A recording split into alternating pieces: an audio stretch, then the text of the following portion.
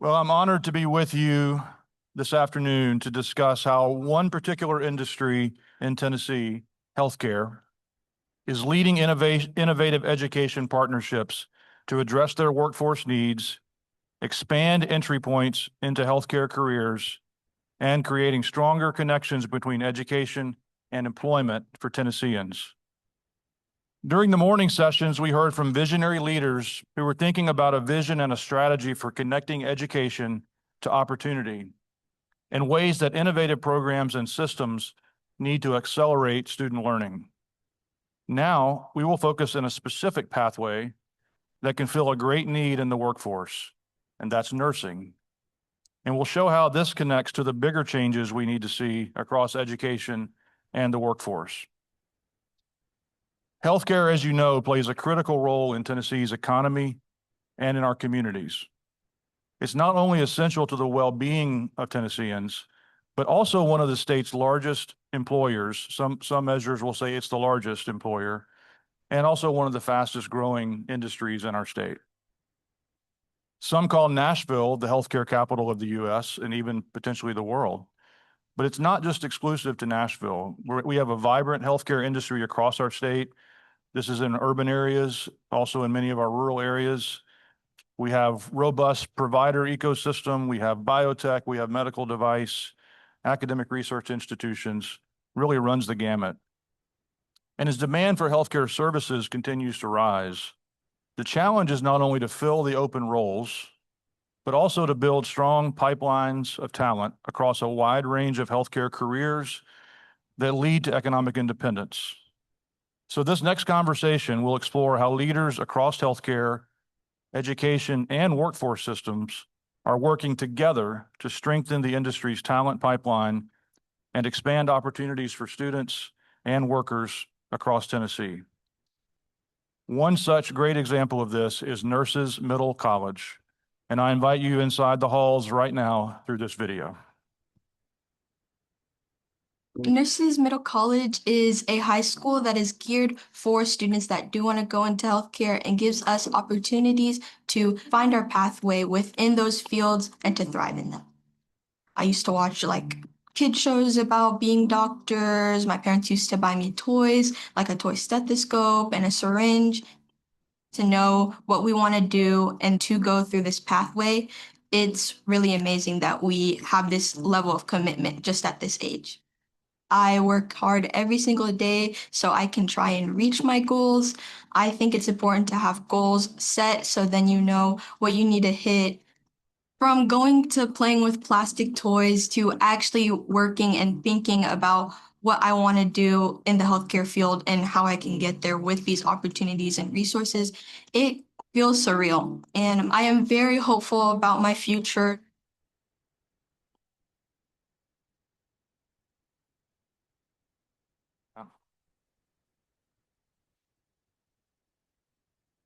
Well, I'm excited about this session for several reasons. In particular, just as a shameless plug, we at the Tennessee Chamber just recently launched for the first time ever a healthcare advisory council. And the reason we did that was twofold. As the leading business organization in the state, we're advocating for all kinds of public policy that benefits the employers of our state and the workforce opportunities in our state. And when you think of healthcare, as I mentioned in the opening comments, it's the largest employer. And so we have a robust system of healthcare services and products and healthcare providers across our state. We need to be mindful of what kind of policies we need to have in our state that will make that continue to be successful and to thrive. But these healthcare companies and entities are also employers, and they're also dealing with the challenges of workforce. So we found it important to basically, as a business organization, focus on the business aspects of healthcare. We've had great response so far. We're going to be building this out in the future. I'm sure you'll be hearing more about it. Two of the companies that are represented on this panel are founding members of our Healthcare Advisory Council, so we're thrilled about that. So this is timely. This conversation is very timely based on where we are as an organization, and I'm really excited to hear from the panelists. We've said already that healthcare is the largest, and one of the largest certainly and certainly in one of the fastest growing sectors of our economy. Hundreds of thousands of jobs, billions in economic activity. We know it's evolving rapidly due to demographic shifts, the innovation in technology, changing care models. And as our population in Tennessee grows and ages, as care delivery continues to evolve, the demand for healthcare workers is projected to grow faster than probably most any other industry. So it's going to create these urgent workforce needs and also significant opportunity for us. So panelists, as we start out here, would you begin by introducing yourself, share which entity or which company you're with, and then share with us just a high level, what challenges are you experiencing and seeing around healthcare talent pipelines? Why don't we start with you? Sure. Good afternoon. My name is Latasha Harris, and Senior Director of Workforce Strategy for the Memphis Medical District Collaborative, where I lead all of our healthcare talent ecosystem work that serves both our youth and adult pipelines. One of the biggest challenges I think that we see as an intermediary in this healthcare space is the disconnection that some of our colleagues have already described earlier today. The systems themselves aren't aligned. And so for our job seekers, for our young people who are trying to navigate career paths in healthcare, they're the first to really experience the disconnect, right? We need to make sure that we're designing programs in a way that they can, one, complete the programs because they're rigorous, and two, we want to make sure when they're finished that they're able to move either into careers or continuing their post-secondary education if they want to do that. So the biggest thing that I see is really the disconnection between the various systems that we work within. Dr. Loos? Good afternoon. My name is Matthew Loos. I'm the Chief Academic Officer for Ballad Health. I'm a recovering surgeon and have served in the role of academic officer for about 8 years. The issues that we find ourselves in Central Appalachia, so we are a 21 hospital system based in Northeast Tennessee and Southwest Virginia. And across the 22 or so counties in our primary service area, we have a shrinking population. And so when we talk about the talent pipeline, we are not successful, as I think many places within Tennessee, recruiting people from outside in. We had to start thinking about how can we literally grow our own. And so, as we'll talk about, a lot of the work that we're doing right now is really around trying to do that, to develop folks within our own communities to be able to achieve gainful employment and then stay in our communities. And so, we've heard a lot today about how everything that we're doing is economic development. It is workforce development. It is all part of the ecosystem that helps to maintain our communities and helps to establish and reestablish sort of healthy environments. And as a healthcare organization, we're all about health and healthy environments. And so this is why we've invested so heavily in this. Thank you. Good afternoon. I'm Tilita Shaw. I'm the AVP of Academic Affairs and Partnerships for HCA TriStar. I am a registered nurse by background. I've been a nurse for more than 22 years. The challenges that we face at HCA is much like any healthcare organization or really industry, is that if I talk to any executive, any leader, their number one concern, if it's not number one, number two is workforce staffing, and not just staffing, the retention of our workforce. And so TriStar Health, we have over 100 sites of care in Middle Tennessee and across Chattanooga and Kentucky. And with that scale comes the critical need for clinicians, for workforce, internally and externally. And so it is a priority for us. It is a focus for us, not just to make sure that we are providing opportunities internally for our workforce, the opportunity to upscale, but forming partnerships such as what we have with Nurses MC to make sure that we have a pipeline that's sustainable and consistent for us to fill not just nursing roles, not just physician roles, but procedural techs. And so I would, as we get into the conversation, really talking about some of those certifications that we heard a lot about, that these kids can potentially get certified in 18 months in procedural tech roles that are quite a focus for us. So happy to be here with you this afternoon.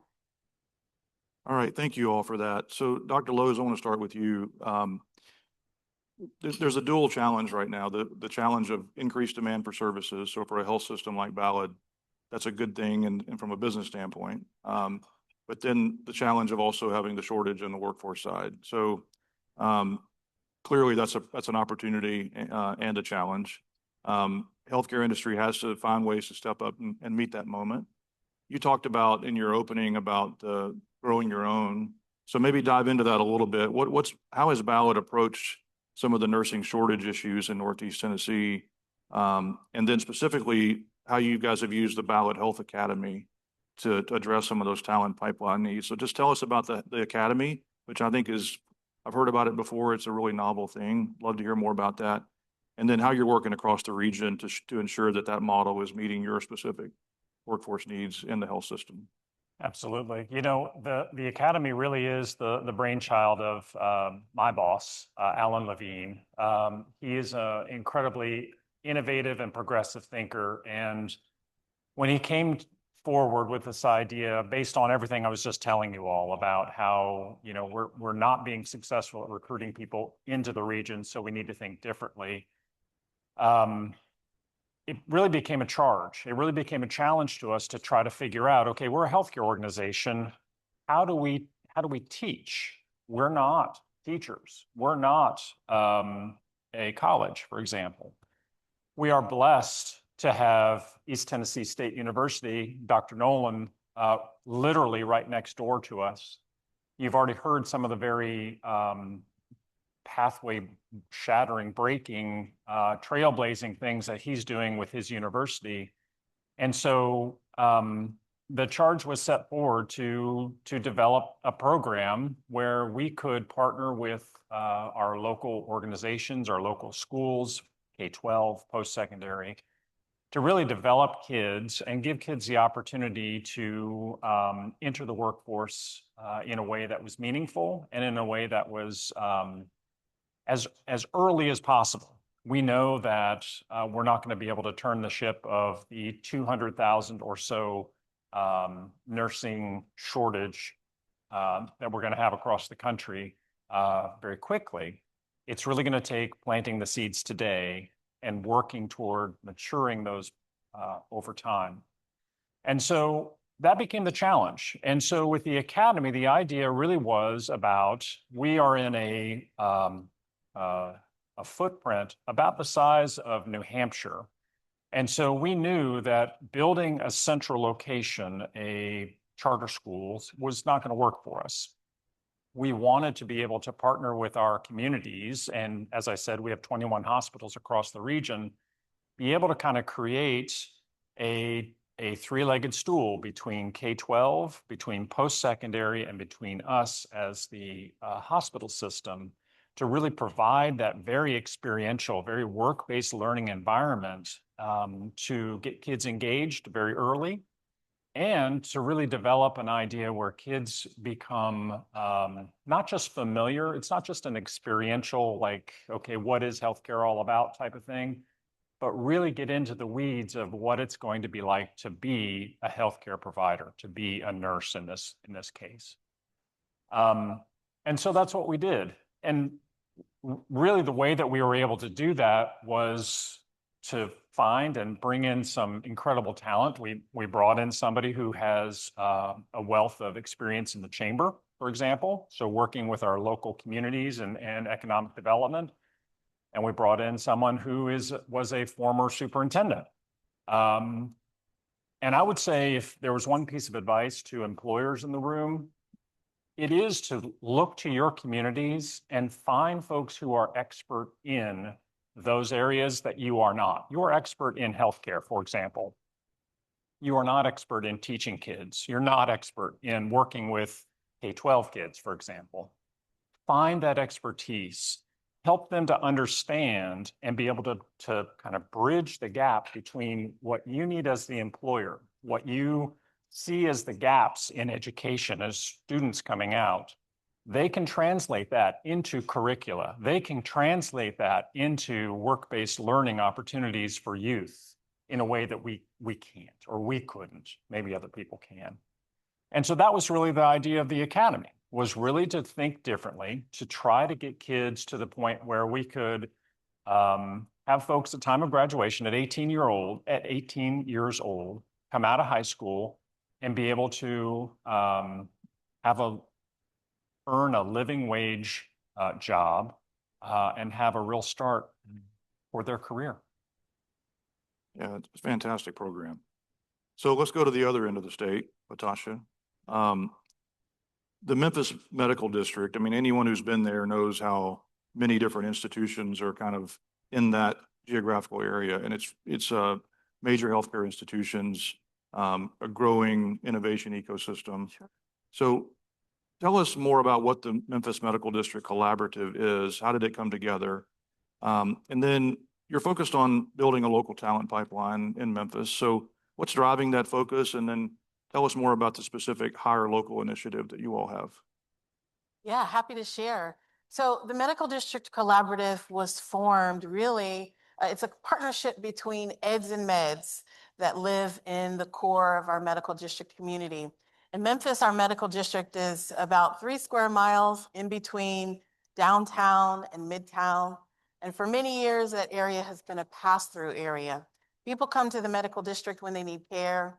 They come to the medical district when they need to work, right, or study. And so the CEOs of these organizations came together and said, we want to do something about this. We want the medical district to be a place where people can learn, work, learn, and play, live and play. And so how in the world are we going to do that? And so through the investment of the Hyde Foundation, through early investments from each of those colleges and hospitals, the Medical District Collaborative was formed. And the idea was that our work would help revitalize this part of our city, right? Where there's so much innovation happening. And healthcare drives employment in our city. And so there are a few priorities for our organization. Workforce is part of it, and I'll talk about it in a second. But in addition to workforce, we also have teams that are working on initiatives around real estate and economic development, making sure that there's housing and shopping and all kinds of amenities like that in the district. We're also concerned about public spaces in our medical district and how do we make this a viable place where people want to come? And how do we program in a way where people will come outside of their buildings, outside of their homes, and actually share life together? So inside of this huge economic development strategy lives our workforce engine, and we call it Hire Local 901. Hire Local is an initiative where we are very much focused on the underserved in our communities. Less than 2% of the people who are coming into our medical district live in the medical district or anywhere close to our medical district. In contrast, when we look at the realities of families that live around these centers, the odds aren't very good. The statistics aren't very good. And so Hire Local 901 is our opportunity to create access for residents in the community so that they can keep earning and learning their way up the career ladder. We offer a combination of training pathways through our community colleges in the city. All of our programs are tuition free. We started with adult programs, and today we also offer on-ramps for young adults who don't just want career exposure, but they're working on credentials that lead to living wage jobs in hospitals. So it's great work. Happy to be a part of it. And it's our 10-year anniversary. If you're not familiar with our work, we'd love to host you in Memphis. Shameless plug. Happy anniversary. Thank you. One of the themes we're hearing, obviously, both with what is happening with Ballad and what you just described as partnerships. That's the lifeblood of the success of these initiatives. Another partnership that's happening is with HCA and Nurses Middle College. The video played earlier, so we got to learn just a tidbit about the college, but can you tell us more about Nurses Middle College and how that's representing a unique and different approach to the healthcare talent pipeline, specifically around nursing and exposure for nursing in the high school at the high school level. Talk about HCA's involvement in that, what that means to you all as a company, and how that's helping you guys. Yeah, absolutely happy to. So Nurses Middle College was introduced to HCA TriStar back in 2022. So it's been a few years now, and it was introduced to us by the CEO and founder of Nurses Middle College, Dr. Pamela McHugh, who is a nurse herself. And if you've ever met her, you will understand you do not say no to that woman. And so she came with just a passion and this idea of this school that is specifically for students that want to pursue a career in nursing and healthcare. There is already one original school that had been opened up in Rhode Island that is performing very well. In fact, it's the #1 charter school in the state. And so when she was looking to expand, what other place would be perfect to expand and open up a charter high school than Nashville, which is the healthcare hub of the world? And so when our executives heard about the opportunity to support this school, the opportunity to have something like this where we can partner, we absolutely were on board. And so from 2022 up until now, I had the privilege of partnering with the school's executive director, Dr. Andrea Pointer, that you will hear from, just around the pathways that are being created for these individuals, for these students. I'll tell you again, it's a public high school. It's free. It's here in Davidson County. What is unique about this high school is that it is a requirement for these students by the time they graduate, they must have either a CNA certification or an EMT certification. And as an industry partner, we are there with them from the 9th grade all the way through their journey to 12th grade to support their curriculum, which is part academic, but also part clinical engagement and immersive opportunities. And so we have had the students, we've hosted the students during summer camp. So oftentimes those experiences have started when they were in the 6th and 7th grade, attending a summer camp, and they come and partner and have experiences with us on campus.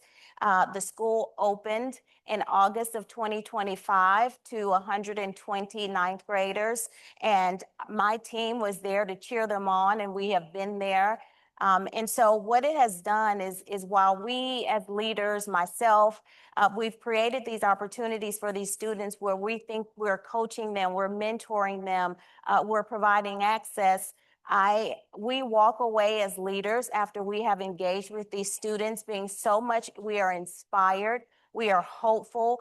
I have leaders saying, when are they coming back? They can't wait to support the students because there's something about knowing that the next generation of healthcare workers, the next generation of nurses, that we're going to be okay. So selfishly, I look up and I think not all hope is lost. We have some really great, kind kids coming behind us that's going to take the torch and provide care. But particularly around Nurses MC, there's an intentionality around outreach and recruiting of students from underrepresented areas. And so at HCA, our patients come from all backgrounds, all ethnicities, like all, healthcare organizations. And patients they have the right to see clinicians that look like them, that they can feel comfortable with. We all know the data around health disparities. And so when I see Nurses MC kids, when I see kids from different areas, a part of CTE programs, it is our duty, it is a responsibility for us at HCA and TriStar to create opportunities to, quite frankly, open our doors and open our hospitals to these kids. And so I look forward as we grow in our partnership with Nurses MC, as our kids go now into the 10th grade and the 11th grade, for them to have those very immersive hands-on clinical experiences where they're not just shadowing, but they are actually working side by side with our nurses. And so it's really, it's a recruitment, but it's also the retention piece for us and us doing the right thing by the kids in our community and ultimately our patients. So all three of these partnerships are by your descriptions and just clearly purposeful and intentional in trying to create pathways for these students. So you've kind of described the state of play now, what the program is and what it looks like. 3 to 5 years from now, where do you see this going? What's your vision for where this might be, where these partnerships might be in 3 to 5 years? Tilita? Yeah, in 3 to 5 years, right now, our kids, and they're our kids, I think of, our nurses MC as our kids, they're in the ninth grade. So by the time, these kids in 3 to 5 years, they'll be graduating. And so what we would like to see and what we are going to see and hoping to see is that these kids, by the time that they graduate from Nurses Middle College in the 12th grade, that they will also have dual enrollment. They will have credit. The school has intentionally partnered with other higher academia. So TSU is a partner. HCA is also partnered with Galen College of Nursing. And so we also make sure it's almost a three-legged prong where it's Nurses Middle College and then it's Galen College of Nursing. And then they're coming to us as the industry employer. And so 3 to 5 years from now, it's not just about those kids having the clinical rotations with us and working side by side, understanding what the role and the skills that it takes to step into a clinician role, but it's also about them having the credits, again, to go on if they decide to pursue a career in nursing or something else in healthcare, and them having the soft skills and the understanding and the comprehension that they're going to need to be successful through their academic journey and then once through graduation. And so I'm really excited to see, where we go, how our kids are going to perform in the next 3 to 5 years. I mean, I have no doubt based on what we've seen so far, these kids are going to be amazing. And we know it's about resources. And so for us, it's about totally immersing our kids into our hospitals. It's about, again, having those hands-on opportunities for them. It's about work-based learning and employment, offering them employment opportunities at the age of 17. And so those are the things that we're looking forward to that we will make happen in the next 3 to 5 years. Dr. Loos, how about you? I echo everything you said. I would also say that we know that in healthcare, a modern healthcare system is not just doctors and nurses, as you all know. So we are already working today on trying to develop that next level, that next pathway or pathways that will help to reinforce and to stabilize our healthcare system. And so you're going to hear this afternoon about apprenticeship opportunities that we are putting together in surgical technology. We're also going to develop things in non-clinical aspects such as industrial maintenance, IT, things that the healthcare system, every healthcare system needs and continue to be a challenge, particularly in environments like ours, which are very rural. Our goal and what we've been successful at for Ballad is keeping those 21 hospitals open. It is incredibly important in small communities, as you all probably know. Hospitals are the epicenter of that community. When a hospital closes in a rural area, it is devastating, just like the loss of major manufacturing or other industry. And so our goal is to do whatever we can to stabilize that workforce, to stabilize those hospitals, and to keep those communities vibrant.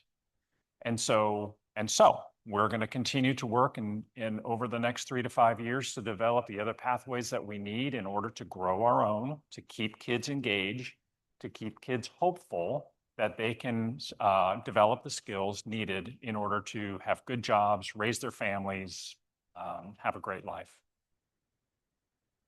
Where do you see the collaborative in 3 to 5 years? So absolutely love everything that I've heard. And by the way, I'm so glad to be in the room because so much of what I've heard today just speaks to me and kind of where we are right now. The work about sustainability and how do we make sure that pathways are predictable, right? We've got to make sure that these credentials stack and all of those kinds of things. It matters to us a lot as a collaborative that people can move through these pathways and that they're earning the credentials that they're needing.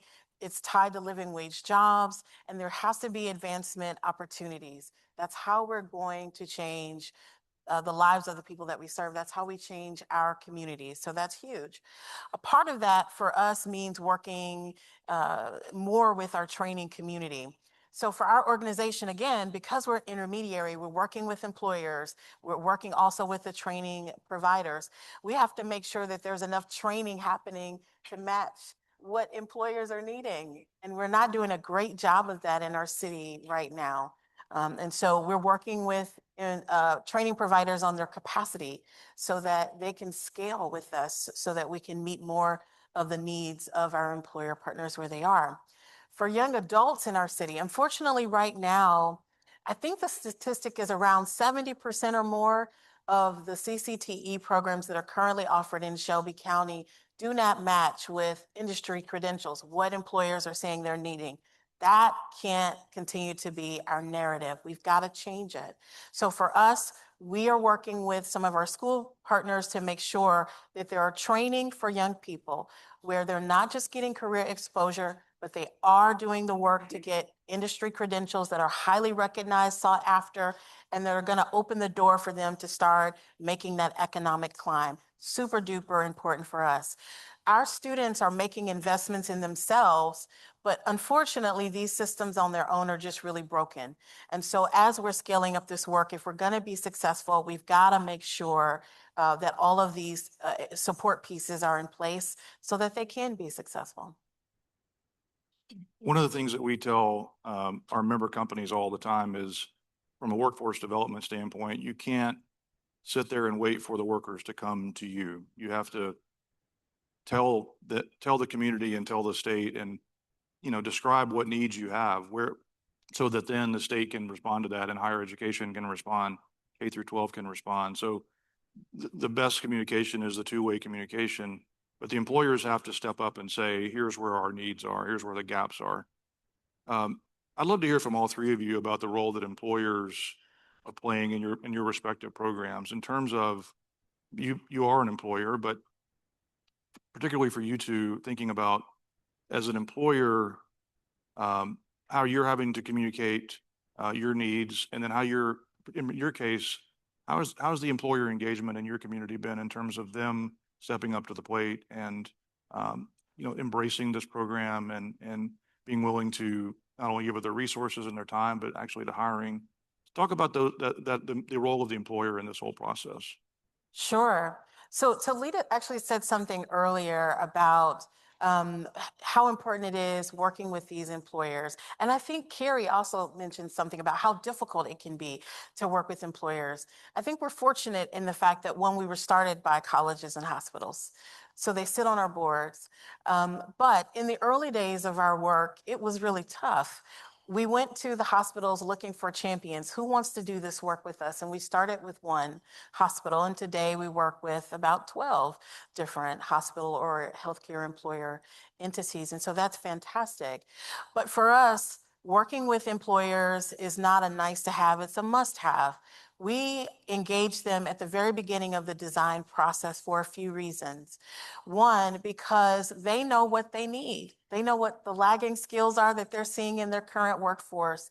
They have a sense of understanding of what roles are coming down the pike that are going to be critical for their operations. They know the frequency and dosage, how many people they're going to hire and when. That's gold for our training provider community, because unfortunately, too often they're overproducing talent in areas where it's not needed and underproducing talent in areas where it is. And so we work with them in a couple of coordinated ways. Number one, we have a hire local council. So we intentionally bring together employers and training providers on a regular basis. And our employers are helping us forecast so that we know what pathways we should be focusing on and how many people we should be expecting to bring to their doors. We also have interview and hiring commitments from these employers to be a part of the pipeline. What we've seen happen through this kind of collaboration, we've seen training providers make tweaks to their curriculum or teach new skills because an employer said, hey, this is missing and we really need this, right? And once the training providers started making those changes, we started to see better outcomes for students coming out of their programs. Even right now this year, there are a few new career pathways that we've been looking at launching in the next year. And based on some of the early data that we're seeing from our employer partners, a couple of pathways we're deciding to pause on. We're able to make real-time decisions because we're not groping around in the dark guessing, right? We're actually looking at demand data from these institutions. We already have a sense of who they're hiring. We understand tenure, we understand turnover and things of that nature, but it's helpful to understand what they need, when they need it, and how much they need, right? So that kind of collaboration is only possible if you're intentional from the start, right? There's not just a natural through line between these partners. So you have to be really intentional about bringing them together. But if you can do that, that's how you move from building programs to building systems. And that's the work that we're trying to do every day. I want you both to answer the same question, but I want to build on it just one more layer. You're both employers, so I'd love to hear the employer perspective on how you're trying to use these tools to find workers, but talk about what's the applicability of this to other sectors beyond healthcare? Because I think this is exclusively focused on healthcare so far, but the model, the partnerships, the systems you're building, certainly other sectors of our economy can learn from this and can benefit from this. So maybe build that into your answer too, and if you can. Whew, okay, so that's multi-layered. All right, so as the employer, you know, it has been in the past a much more passive event where we just kind of accept the students that are coming out, and then we know that we're going to have to invest quite a bit of on-the-job training to get them to the point where they can basically function independently to take care of our patients or to do whatever it is that we need them to do. With our new kind of investment in working with K-12, post-secondary, we've taken a much more active role. And I think what the important part there is that it has been a two-way learning kind of street. And so we've learned from the perspective of the schools, the challenges that they run into, whether it be curriculum, whether it be state regulation, whether it, you know, whatever their landscape is, whatever their lens is, and they've started to learn from us what it is that we're seeing on the other side. And I think that what we're going to find, what we're already finding, is that not only is it eye-opening, and that's just great that we can have conversations now that we've never had before, but it's sparking a lot of innovation. It's sparking a lot of people to question on both sides of the fence, why is it that we do it this way? Or why do we have to keep doing it this way? It was mentioned before about systems and how systems are created. Well, the systems that we have created at the K-12 level in high school, you know, that's a system that was started at the turn of the last century. And we're still basically beholden to that same kind of idea. I think it was mentioned before that it was a way to kind of keep kids out of our hair and kind of keep them, you know, put away for a while in high school before we could sort of turn them loose into the world. What we're seeing is that kids that are going through our program are more invested, they're more excited, and even though it is a ton more work to go through the academy than just normal high school, they are hungry for it. And so to your second question, how could this apply to other industries? I think it's exactly that. I think as more industry partners start to understand that the youth that we have in this country are far more capable, far more able to understand and to do things that we have never really let them do, that's going to open up a lot of doors. And that's going to be very exciting and spark a lot of innovation. Thank you. Yeah, I would absolutely agree with what Latasha and Matthew have said. I was sitting here thinking about TriStar and my roles. Previously, I've spent some time recruiting, so I've recruited nurses for our organization. And I find, particularly in healthcare, we're really good at, we can tell you what we need. We know what openings we have. We need nurses, we need doctors, we need procedural techs. We need respiratory therapists, but we also need marketing executives. We need operations people because healthcare is a business. We need plumbers. I think the last panel had a shot of different pathways that came out of Chattanooga, and there was not a single pathway on that chart that we do not need in healthcare. Everything from chefs to EVS to plant ops. And so part of, I think, the recruiting process is one, me understanding how do I articulate that when we go out into the communities? How do I articulate to you guys as academia that we have so much more and we're so much more interested in just the nursing and physician pathway? And then also internally with my leaders, again, they're really great at telling you what they need and what they don't have. But the reality is, as a recruiter, understanding the market, understanding pipeline, individuals, respiratory therapists, medical lab technicians, plant ops, they aren't just out there ready to apply to these jobs. If they were, I don't think we'd be sitting here. The reality is that we have to go out there, we have to actively engage, and we have to actively recruit. I learned very early on in recruiting, waiting until they get to college to try to speak to them and recruit them into these different roles was too late. And so we find ourselves very appropriately having conversations with our leaders, having conversations and partnering with you as academia as early as possible so that we can show these kids the possibility of what there is. Healthcare and patient care, we know, is not for every student. Every student is not going to want to do it, but did they know that they can be in healthcare and be a leader, be a CEO, be a marketing executive, and all of the things that falls under that umbrella? And so I do think the industries and how we approach those conversations, not just externally with you guys as partners, but how do we approach those conversations internally with our leaders to understand that it's an investment, it's a long-term solution.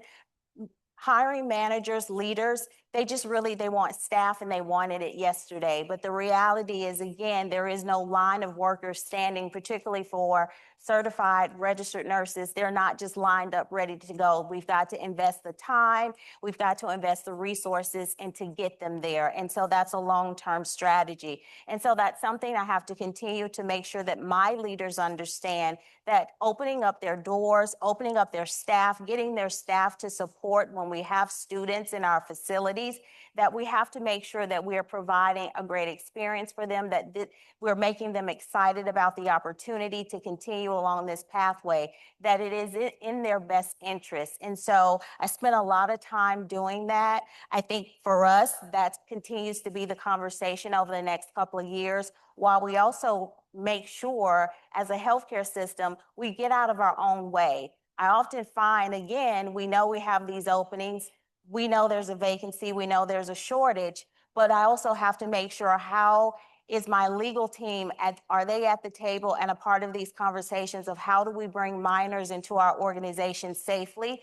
Patient safety is at the forefront of everything we do. So how do we make sure, to the satisfaction of my legal team, that I can have a 16 and 17-year-old in an ICU with a patient that may be going through the dying process, or a family that just birthed a baby that did not make it? How do I make sure that that minor is prepared and equipped for that? And so I have to make sure that my legal team is a part of the conversation. I have to make sure that my HR team is a part of the conversation, because maybe we need to redo our job descriptions. Maybe the standard PCT job does not apply to the 16-year-old. Maybe they can't work 12-hour shifts. And so we've had to rethink and redesign our job descriptions legally. What areas do we think is safe for patients and students to be in? And also our performance improvement team. I mean, at the end of the day, it is an operation. We have to make sure that it fits into our operation. How do we hire? How many can we hire? What does that look like over time? Again, it's a long-term investment where oftentimes our leaders are stuck in the immediate because they need staffing now. And so a lot of the strategy that I do and partnerships, again, is making sure that our leaders and we have those key stakeholders at the table to have those conversations about, this is where we have to start today in order to get to where we need to be in those 3 to 5 years. Well, you've heard three different great examples of just really innovative, meaningful work that's being done in three different parts of the state. I thank you for the work you're doing because it does make a difference. I think the challenge for me going back to my members is to say employer engagement is critical in this process. We have to be at the table. I love what you said, that it's an investment, it's not an expense. And there's a difference. And I think that the challenge for all of us is how do we make this sustainable? How do we ensure there's alignment among all the stakeholders? Those are the challenges for all of us, and we all have a role to play in that. So join me in thanking these incredible panelists today.